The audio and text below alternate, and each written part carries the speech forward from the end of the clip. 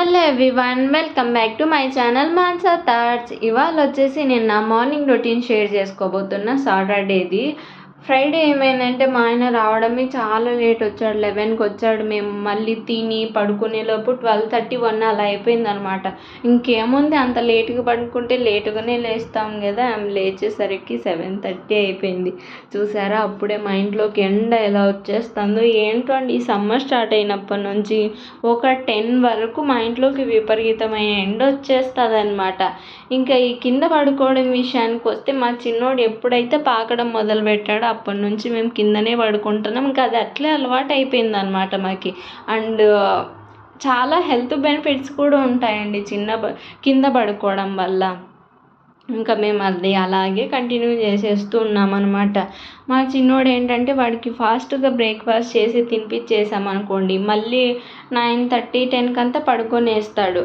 ఇంకా night late అయిపోయింది కదా తినడానికి, అందుకు ఏమీ క్లీన్ చేయలేదన్నమాట. ఇంకా తినేసి పడుకొనేసినాము.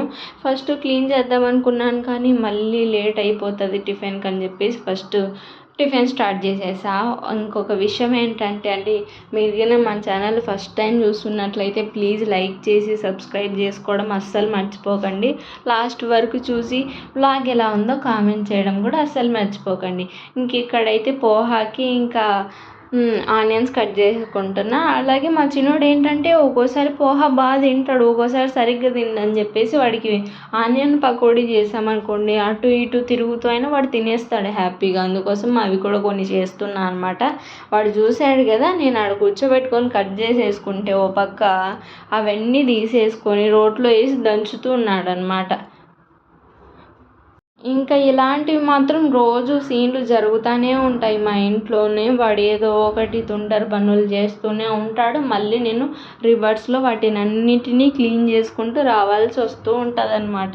చూసినప్పుడేమో హ్యాపీ అనిపిస్తుంది కానీ అరే మంచిగా ఆడుకుంటున్నాడు వాడు అని. మళ్ళీ రిటర్న్లో నేను క్లీన్ చేయాలనుకున్నప్పుడు కొంచెం బాధ అనిపిస్తుంది అనమాట.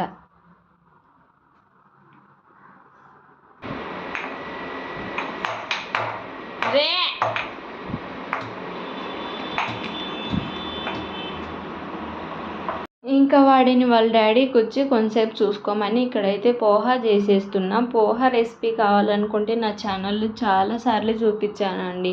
చాలా ఈజీ అనమాట చేసుకోవడం, తొందరగా అయిపోతుంది. ఇంకొక విషయం ఏంటంటే అండి, లెమన్స్ ఉన్నాయి కదా, లెమన్స్ మనం ఒకటేసారి బాగుందిలే అని చెప్పేసి కట్ చేసి వెంటనే అలా వేసేయకండి. ఈ మధ్యకాలంలో ఏం చేశానంటే ఒకసారి నేను లెమన్ జ్యూస్ చేసుకున్నాను అనమాట.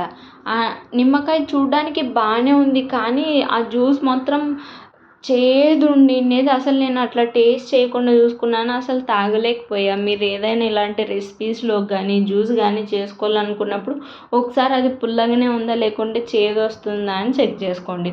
ఇంక ఇక్కడైతే ఆనియన్ పకోడీకి రెడీ చేసుకుంటున్నాను అనమాట. పోహా అయిపోయింది, పక్కన పెట్టేశాను.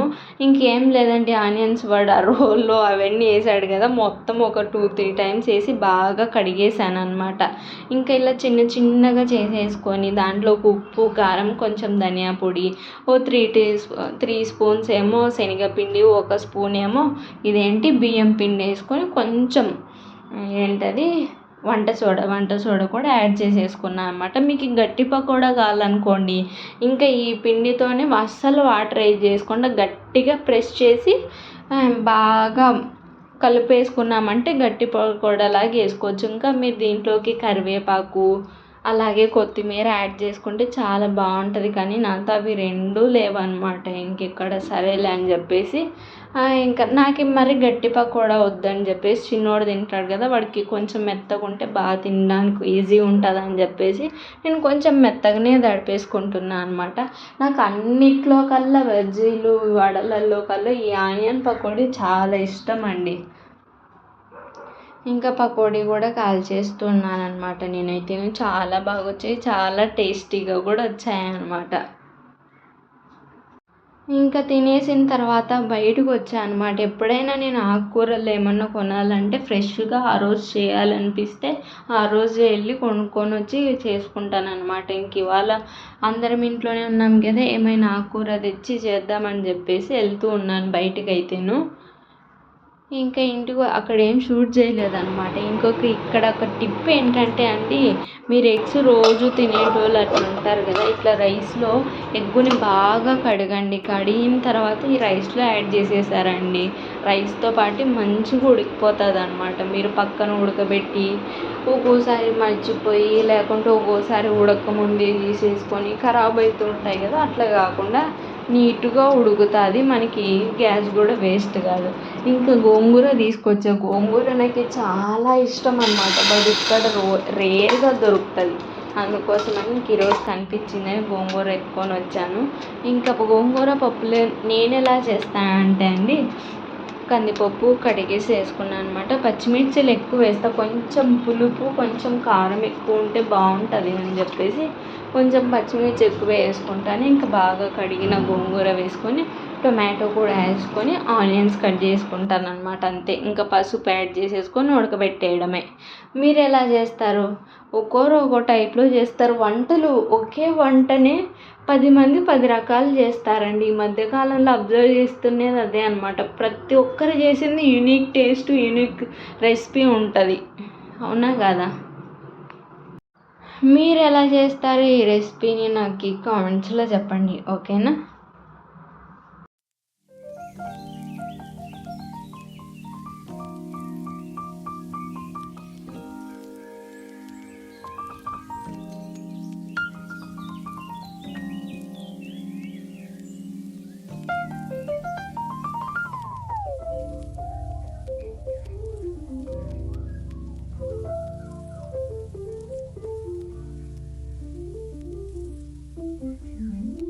ఇంకా ఇక్కడ రైస్లో వేసిన ఎగ్ ఎలా ఉడికిందో చూపిస్తాను చూడండి. ఫస్ట్ చాక్తో చెక్ చేసుకుంటున్నా ఏడు ఉందా అని చెప్పేసి. ఇంకా దొరికిపోయింది, గంట తీసేసుకొని బయటికి తీసుకున్నాను అనమాట. చూడండి, అస్సలు మీరు రైస్లోకి వేసేటప్పుడు ఆ గుడ్డు ఏమైనా పగుళ్ళు ఇచ్చిందా అని చెప్పేసి ఒకసారి నీట్గా అబ్జర్వ్ చేసి వేసుకున్నాం అనుకోండి, అస్సలు పగలదనమాట. చూడండి, నీట్గా బాగా ఉడికిపోయింది అనమాట, మరీ హార్డ్గా లేకుండా అలా. ఇక్కడైతే మా వాడికి టోస్ట్ చేసిస్తున్నా అనమాట. తినేసి ఇంకా పడుకొనేసినాం మేము. ఇంకా తర్వాత ఈవినింగ్ స్నాక్స్ ఉంటుంది కదా, వాడికి కొంచెం టోస్ట్ లాగా చేసిస్తున్నా. ఈ టోస్ట్ ఏంటంటే కొంతమంది పిల్లలు ఉట్టిగా ఉండి తినరు కదా, నేను ఏం చేస్తా అంటే దానిపైన లైట్గా షుగర్ యాడ్ చేసేసి అది క్యారమెలైజ్ అవుతుంటుంది కదా, అప్పుడు మరీ టూ మచ్ డార్క్ కాకుండా జస్ట్ అది కరిగేంత వరకు అలా కరగనిచ్చేసి బ్రెడ్ని మొత్తం అలా తిప్పేసామంటండి, దానికి క్రంచీనెస్ వస్తుంది అనమాట టోస్ట్కి. మంచిగా తింటారు వాళ్ళు. ఇంకా చూసారు కదా, అటు స్నాక్స్ తిండి అదంతా అయిపోయాలి కల్లా కిచెన్ ఈ మాదిరిగా తయారైందనమాట. ఇంకా అన్నీ క్లీన్ చేసేసుకుంటున్నాను నేనైతేను. ఈ కిచెన్ క్లీన్గా ఉందనుకోండి, ప్రశాంతంగా ఉంటుంది మనసు. మళ్ళీ నైట్కి వంట చేయడానికి మనసు వస్తుంది అనమాట. అవునంటారా కాదంటారా చెప్పండి మీరు? అంతే అండి ఈరోజు వ్లాగ్. మీరైతే గిన మన ఛానల్కి లైక్ చేసి సబ్స్క్రైబ్ చేసుకొని కామెంట్ చేయండి, ఓకేనా? Bye bye.